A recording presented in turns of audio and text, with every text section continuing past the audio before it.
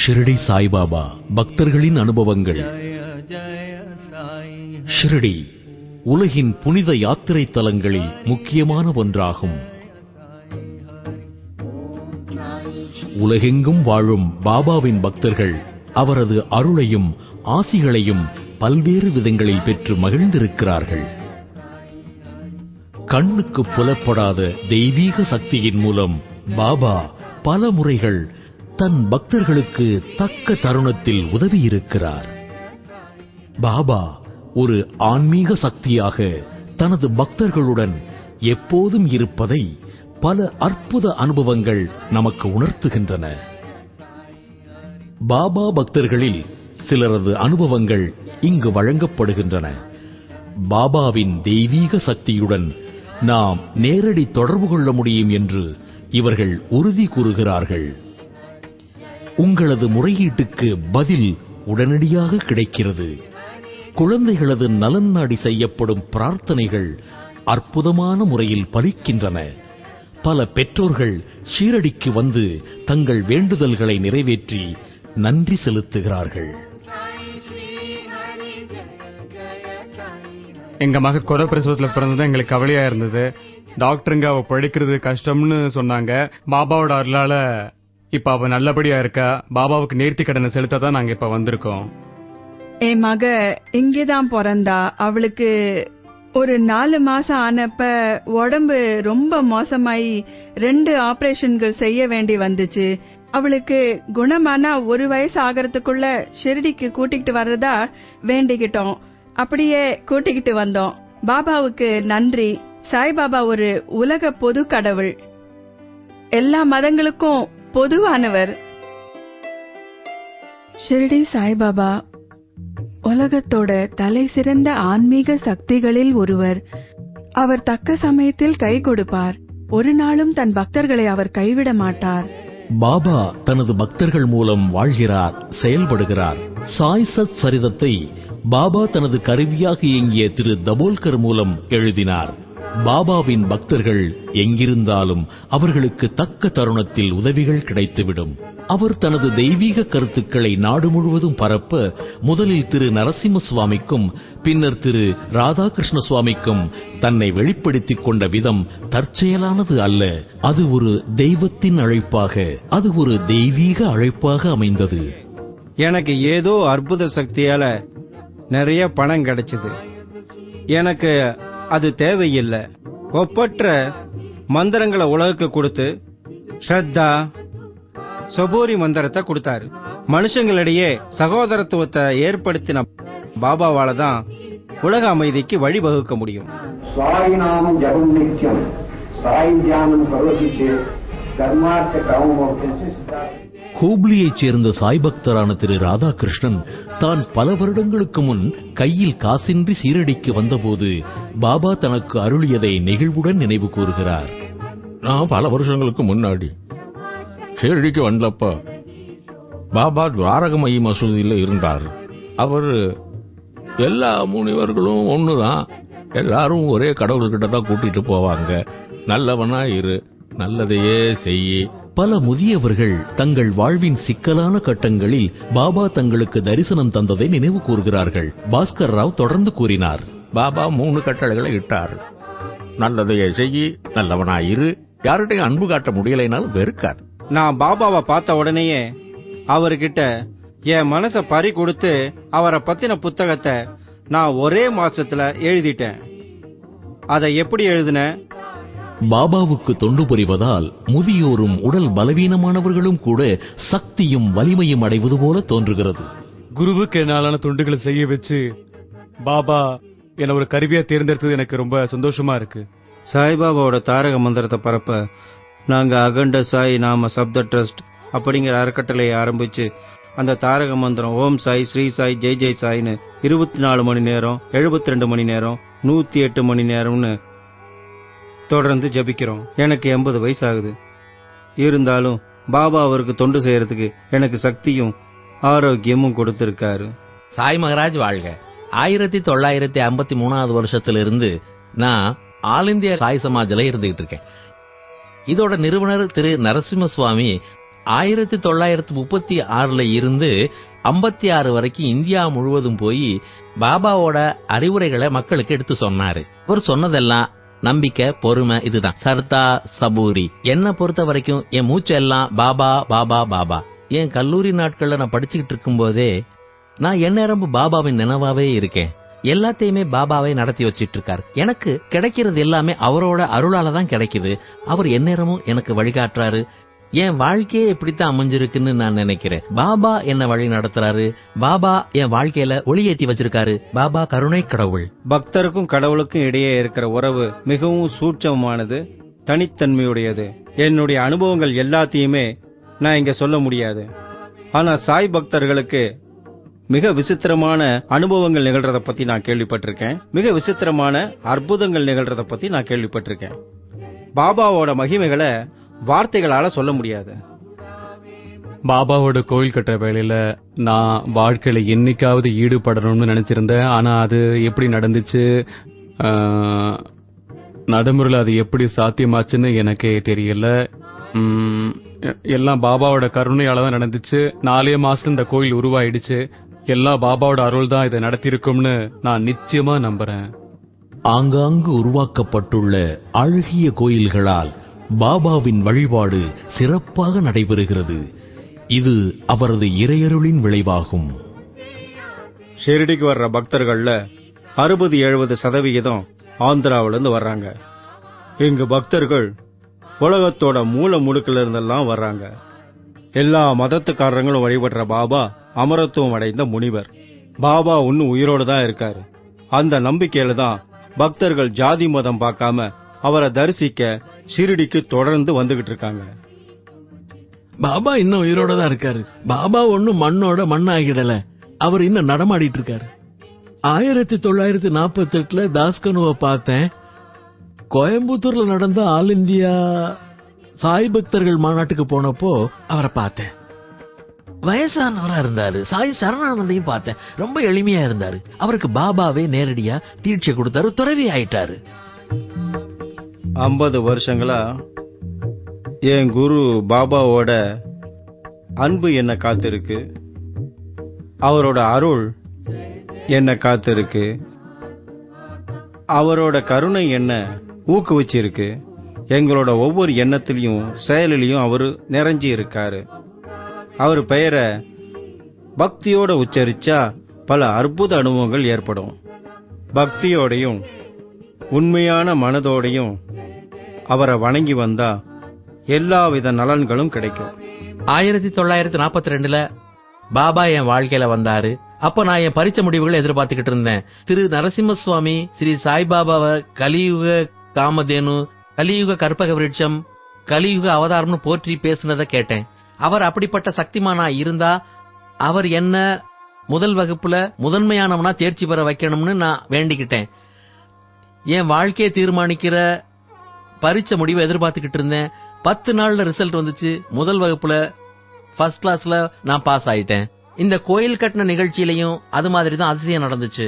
அப்போ எங்க கிட்ட 75,000 ரூபாய் தான் இருந்துச்சு. ஆனா செலவோ கிட்டத்தட்ட 20 லட்சம் ஆகும்னு சொன்னாங்க. பாபா எங்களை உற்சாகப்படுத்தினாரு. தைரியமா செய்யுங்கன்னு ஊக்கப்படுத்தினாரு. அதுக்கப்புறம் எந்த பிரச்சனையும் வரல. பணம் எல்லா இடத்துல இருந்தும் எங்களுக்கு கிடைச்சது. பாபாவோட அருளால எங்களால கோயிலை கட்ட முடிஞ்சது. இப்படிப்பட்ட அற்புதங்களுக்கு மேல அற்புதங்கள் நடந்துகிட்டே இருக்கு. அதை வர்ணிக்க வார்த்தைகளே இல்ல. எல்லாம் அவரோட அற்புதம் தான். ஷிரடி சாய்பாபா நான் ரொம்ப இக்கட்டான ஒரு சூழ்நிலையில இருந்தப்ப என்ன கை கொடுத்து காப்பாத்தியிருக்கார். நான் பாபா கிட்ட, பாபா தங்களால உருவாக்கப்பட்ட ஒரு மகாத்மா கூட எனக்கு நேரடி தொடர்பு ஏற்படுத்துங்க, அது உங்களால தான் முடியும்னு ரொம்ப மனமுருகி வேண்டிக்கிட்டேன். திரு கேர் பாபாவின் அன்புக்குரிய சீடராகவும் அவருடன் வாழ்ந்திருந்தவருமான சுவாமி சாய் சரண் ஆனந்தை காணும் பேறு பெற்றார்.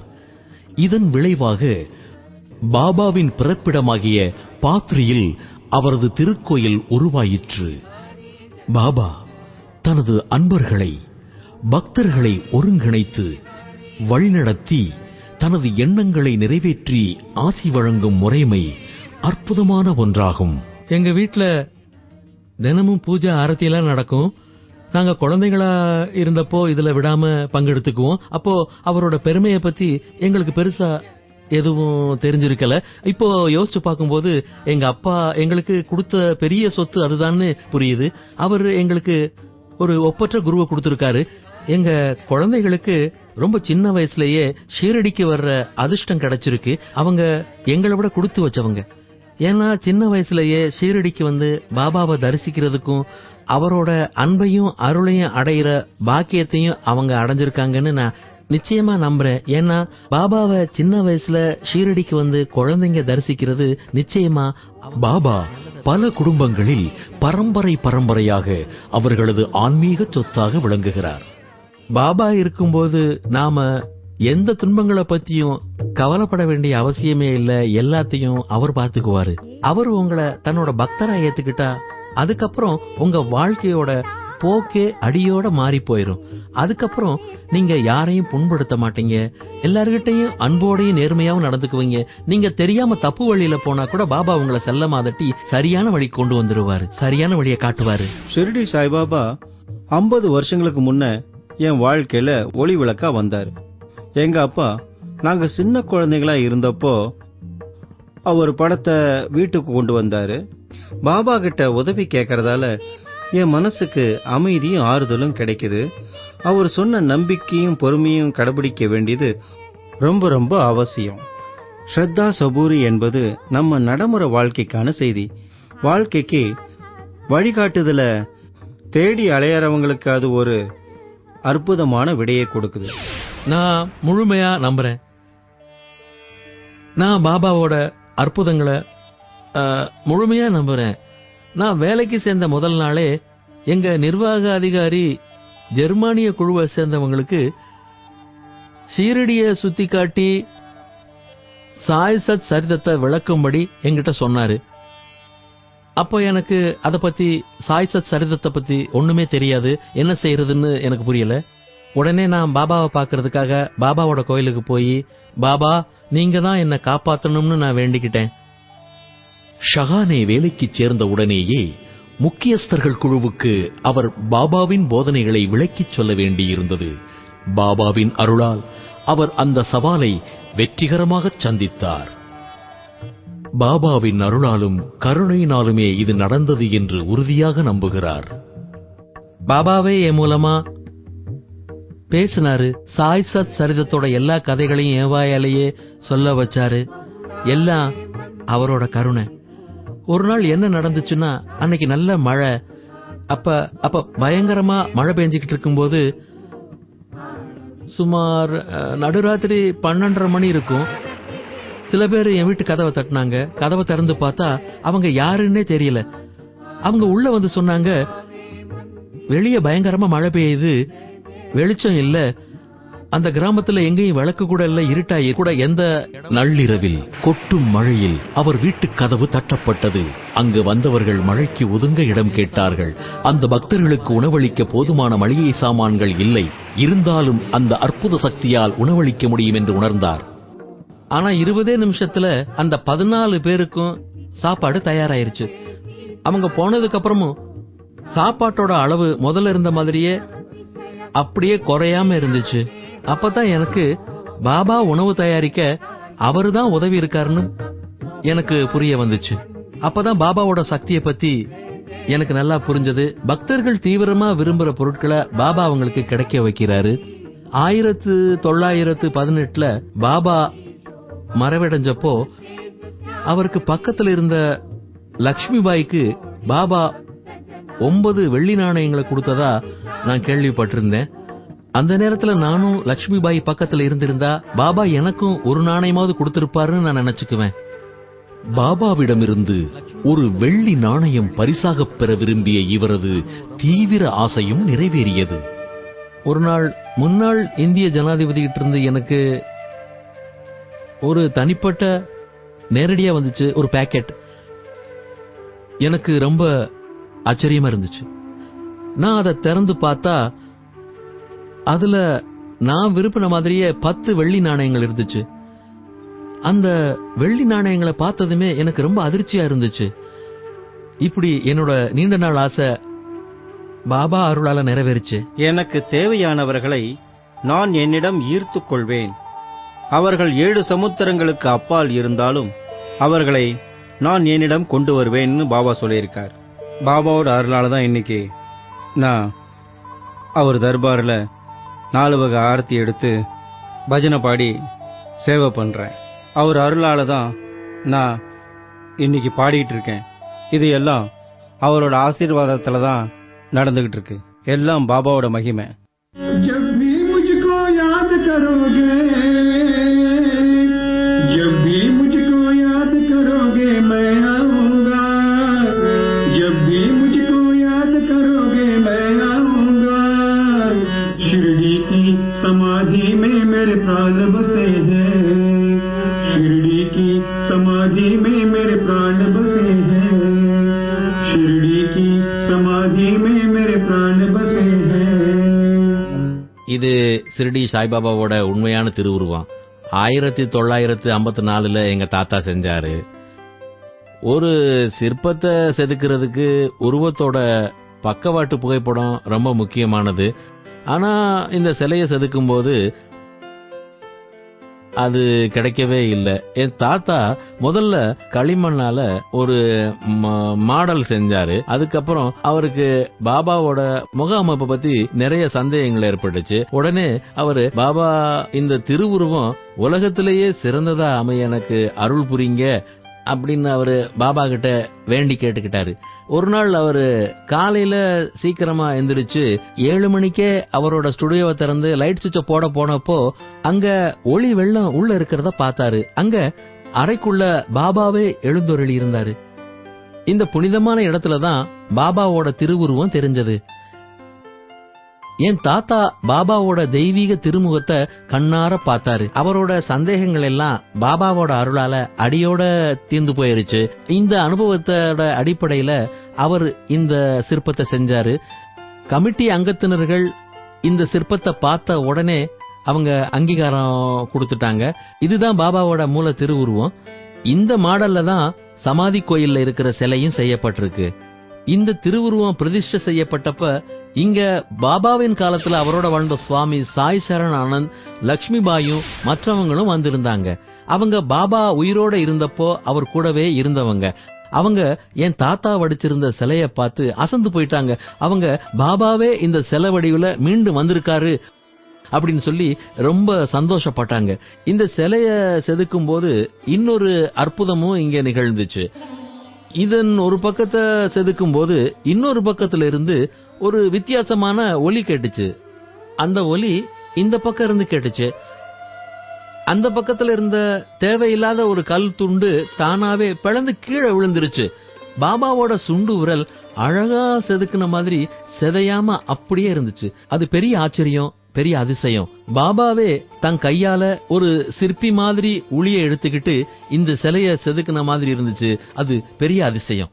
அனந்த கோடி பிரம்மாண்ட நாயக ராஜாதிராஜ யோகிராஜ பரபிரம்மா ஸ்ரீ சச்சிதானந்த சத்குரு சாய்நாத் மகாராஜாவே போற்றி. 1982 ஒரு அர்ச்சகர் வேலை காலியா இருந்துச்சு. அப்ப நான் நாசிக் திரும்பகேஸ்வர்ல படிச்சுக்கிட்டு இருந்தேன். அந்த வேலைக்கு விண்ணப்பமும் செஞ்சேன். அப்புறம் எனக்கு இன்டர்வியூக்கு வர சொல்லி அழைப்பும் வந்துச்சு. இங்க வந்ததுக்கு அப்புறம் தான் எனக்கே தெரிய வந்தது, அந்த அர்ச்சகர் வேலைக்கு விண்ணப்பம் செஞ்சவங்க நிறைய பேர் வந்திருந்தாங்க. இங்கதான் பாபாவோட முதல் அதிசயம் நடந்துச்சு. எங்க அப்பாவுக்கு உடம்பு சரியில்லாதால அவர் ஆசைப்பட்டும் ஷிரடிக்கு வர முடியல. அப்புறம் தான் மகனை இங்க அழைச்சிட்டு வர எங்க அப்பாவோட ஆசை நிறைவேறிடுச்சு. அந்த ஏழை அப்பாவோட ஆசைய பாபா நிறைவேற்றி வச்சாரு. எங்க அப்பா ரொம்ப கஷ்டப்பட்டு போக வர பஸ் கட்டணத்தை கொடுத்தாரு. எங்க அப்பாவுக்கு கண் பார்வை இல்ல, பிறப்பால இல்ல. ஆனா சரியான முறையில அறுவை சிகிச்சை செய்யாதனால ஆயிடுச்சு. எனக்கு இங்க வந்து போக 10 ரூபாய் கொடுக்க கூட கஷ்டப்பட்டாரு. எப்படியோ சமாளிச்சேன். இங்க வந்து பார்த்ததும் தான் தெரிஞ்சது, எக்கச்சக்கமானவங்க அந்த அர்ச்சகர் வேலைக்காக வந்திருந்தாங்க. நான் பாபா கிட்ட கேட்டேன், பாபா ஏன் என்ன இங்க கூப்பிட்டீங்க? கண் பார்வை இல்லாத ஒரு ஏழை அப்பாவோட காசை செலவழிச்சு திரு சுலாக்கி பாபாவின் சமாதி கோவிலின் தலைமை அர்ச்சகரான இவர் தான் பாபாவின் அருளாலும் தேர்வாலும் மட்டுமே இப்பதவியில் இருப்பதாக கூறுகிறார். பாபாவின் விருப்பப்படி அவர் பல சிரமங்களுக்கிடையே ஷிரடிக்கு ஒரு இளைஞனாக ஏழை குடும்பத்திலிருந்து வந்தார். நான் 1982 இருந்து இங்க இருக்கேன். சதானிம்ப விருக்ஷஸ்ய மூலாதிவாசாத் சுதாஸ்ரா வினக்திக்தமப்யப்ரியந்தம் தரும் கல்ப விருக்ஷாதிகம் சாதயந்தம் நமாமி ஈஸ்வரம் சத்குரும் சாயிநாதம். பாபா தான் என்ன செயல்பட வைக்கிறாரு. நீங்க சுயமா ஏங்கல, பாபா உங்களை இயக்குறாரு. அத நீங்க உணரலாம். அவர் உங்களுக்குள்ள இருக்காரு. நீங்க ஒரு செயலை ஒரு விதமா செய்ய விரும்பினா உங்களால அப்படி செய்ய முடியாது. பாபா எப்பவும் தான் பக்தர்கள் மூலம் செயல்படுறாரு. அவர் தனது சச்சரித்துல என்ன சொல்றாருன்னா, நீ இதை எழுதாதே, உன் மூலமாக நானே இதை எழுதுவேன், எனக்கு நீ ஒரு கருவி மட்டுமே என்கிறார். இப்ப கூட அவர் மக்கள் மூலமா ஏங்குறாரு. அவருக்கு இந்த விளையாட்டு பிடிச்சிருக்குன்னு நினைக்கிறேன். எனக்கு இப்படி நிறைய அனுபவங்கள் இருக்கு. அவ எல்லாத்தையும் மத்தவங்க கிட்ட பகிர்ந்துக்க முடியாதுன்னு நினைக்கிறேன். இங்க ஒருத்தர் உங்க குருவா இருந்து நீங்க பொருளாதார முன்னேற்றம் அடைய வழிகாட்டுறாரு. நீங்க அதுல ஒரு குறிப்பிட்ட நிலையை அடைஞ்சதும் அவர் உங்களுக்கு ஆன்மீக மேம்பாட்டுக்கும் வழிகாட்டுறாரு. அப்பதான் அவர் ஒரு ஆசானோ குருவோ இல்ல, அது எல்லாத்தையும் விட மேலானவர். குருங்கிற நிலையை கடந்த தெய்வம்னு நீங்க புரிஞ்சுக்குவீங்க. அவர் நடமாடும் தெய்வம்.